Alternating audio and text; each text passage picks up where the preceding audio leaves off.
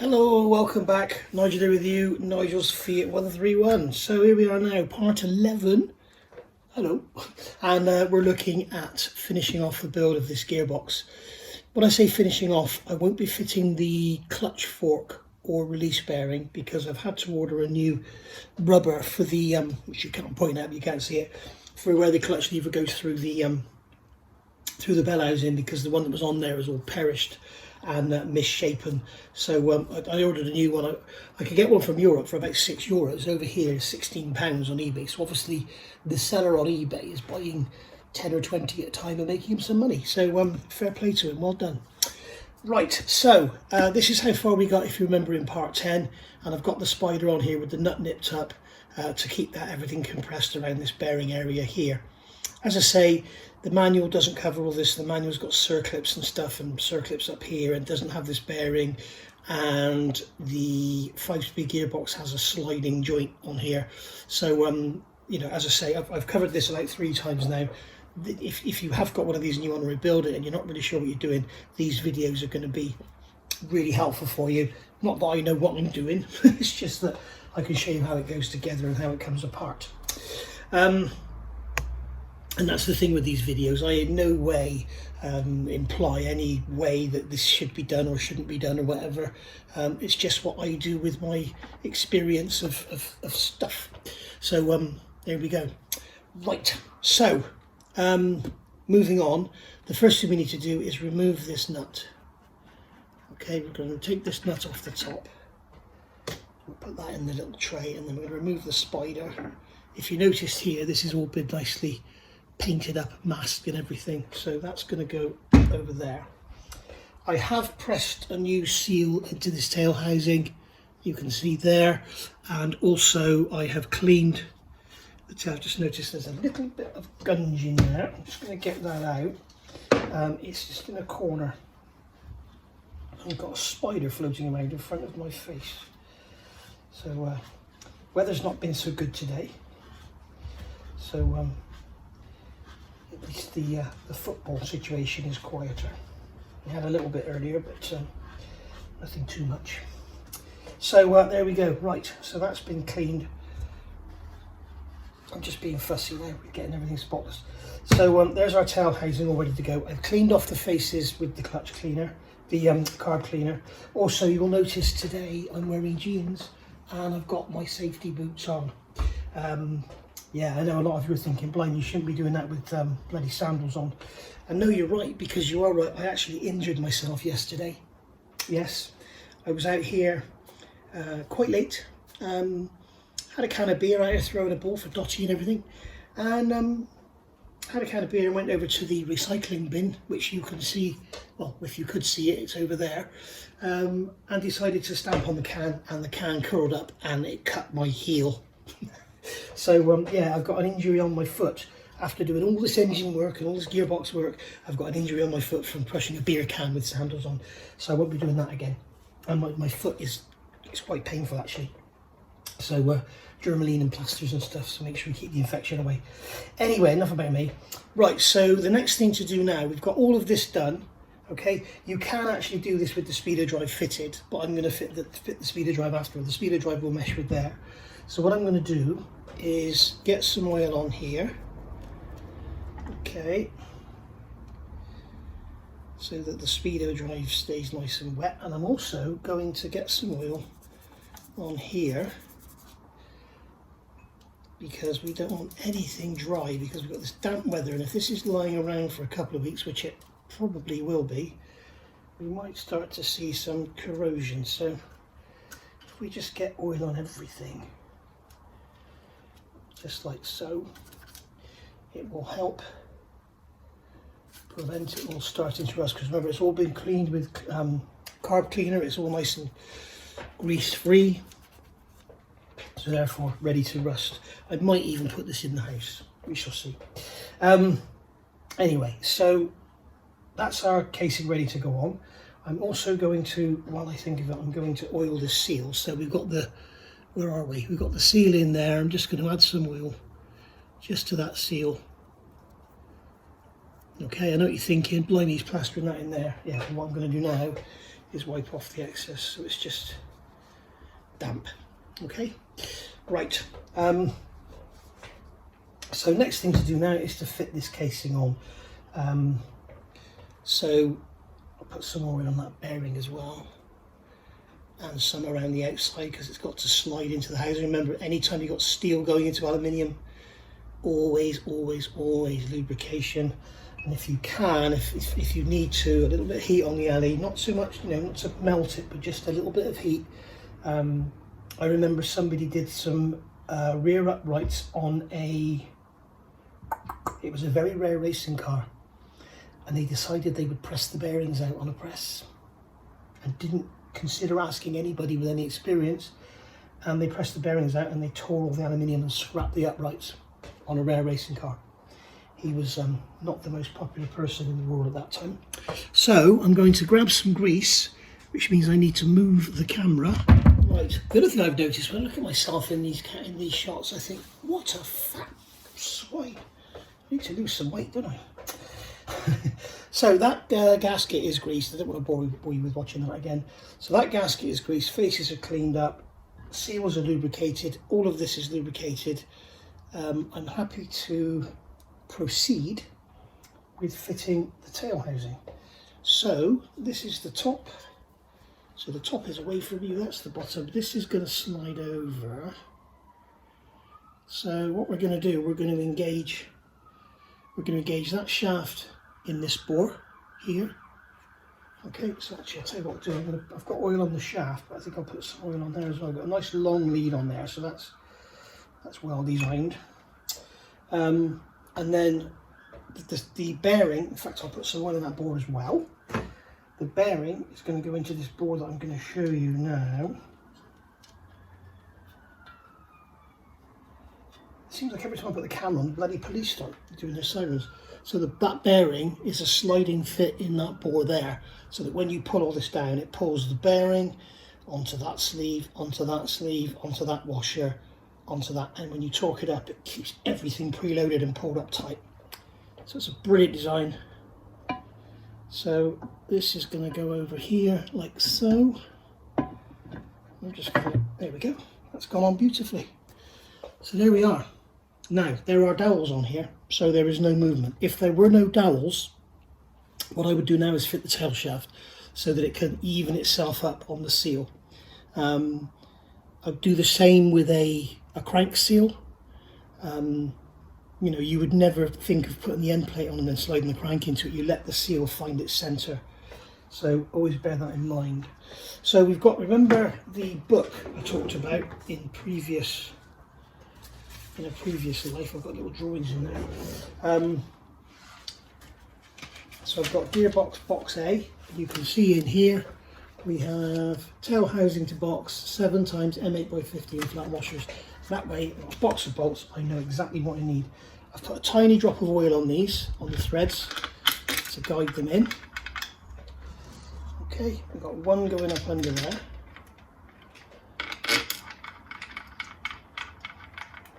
Okay, and then we've got one over there, one over there, and one over there. So I'm going to spin those in and torque them up to 18 pounds-feet. There's no mention of the torques in the manual.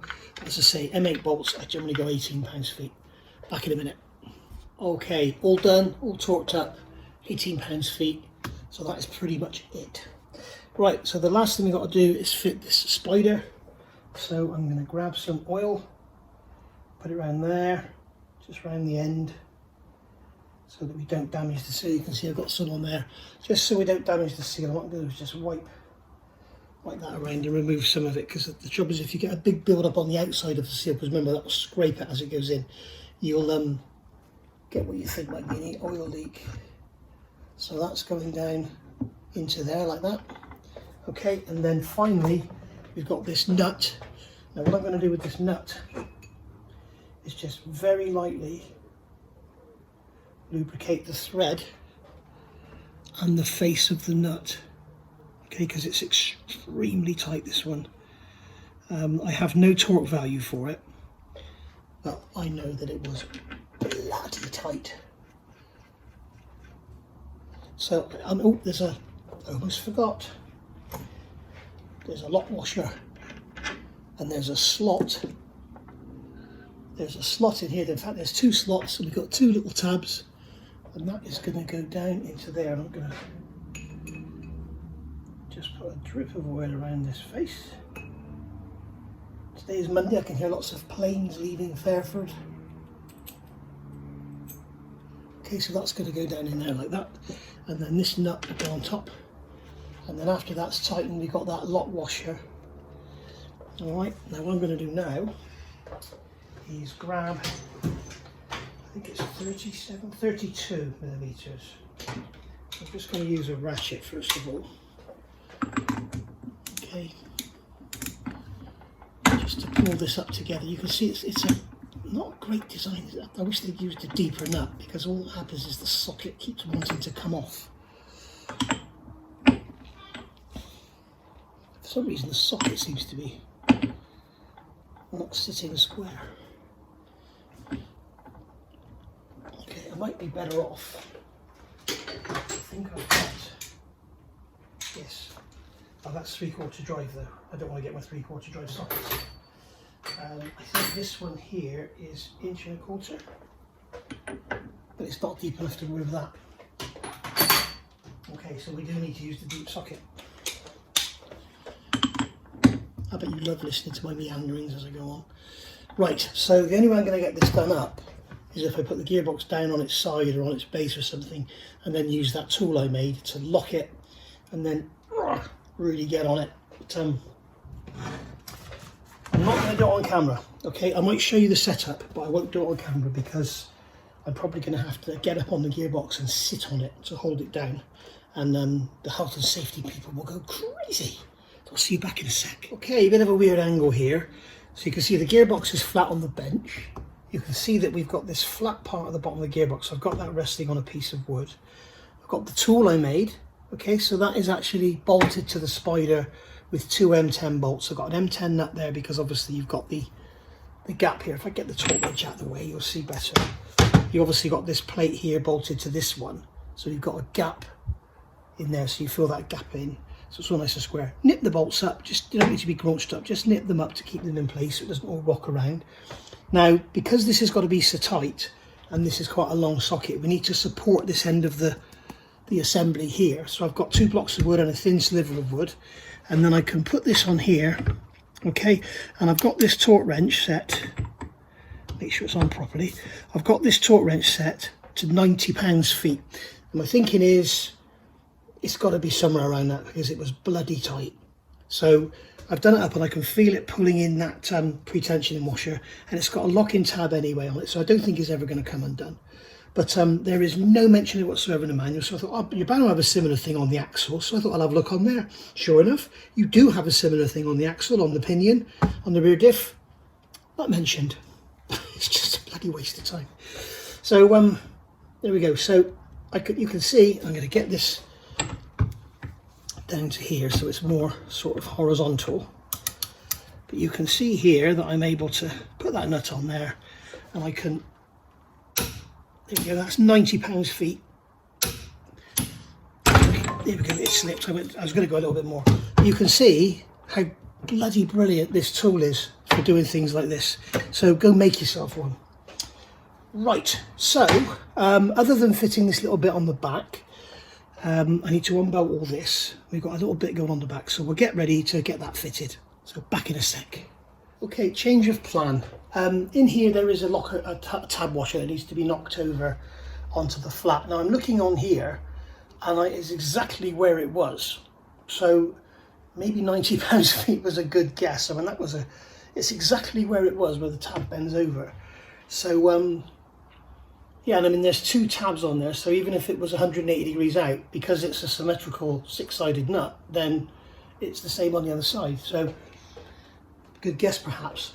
What I'm going to do, rather than carry on and do this, I'm going to put a question out there on the Mirror Fury Facebook page and ask if anybody actually knows what the torque of this should be, and then go from there. So what I'm going to do is just finish off by showing you.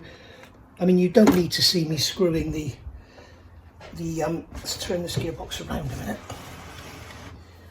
we've got the, normally it just moves around on its own, but as soon as you put the camera on, it all goes tits up. Okay, so we've got the speedo drive going to go in there with a new gasket.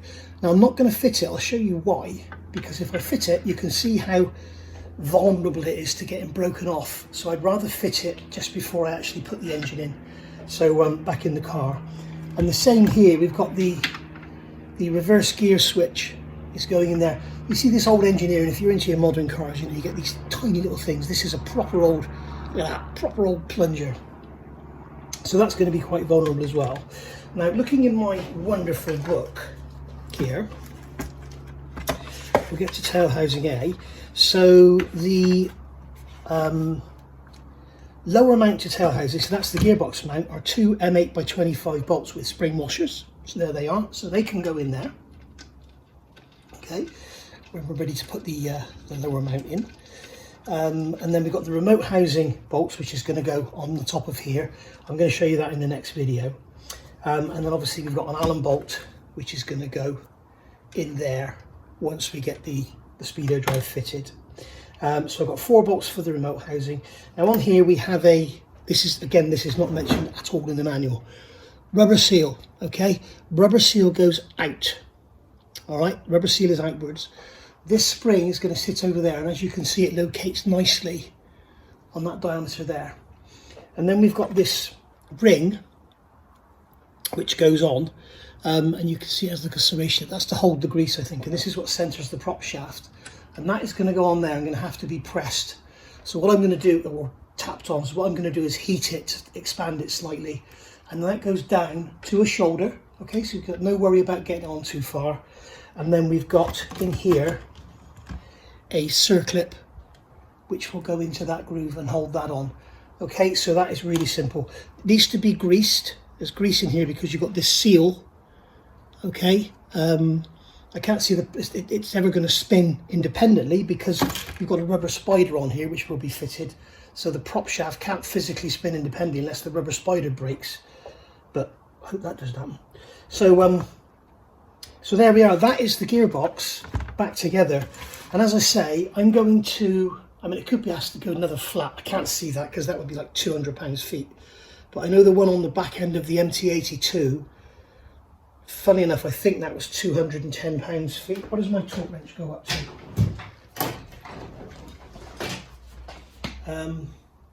Yeah, it was 210 pounds-feet. It's got to 225. And I physically had to get the MT82 gearbox, which is in that Land Rover, on the floor, sit on it, and use all my strength in the world that I could get. And it finally went clunk. Thank the Lord for that. Unbelievable. But it's the same as this, you see, it pulls everything together. So maybe that's got to be 200 pounds-feet or something. I don't know.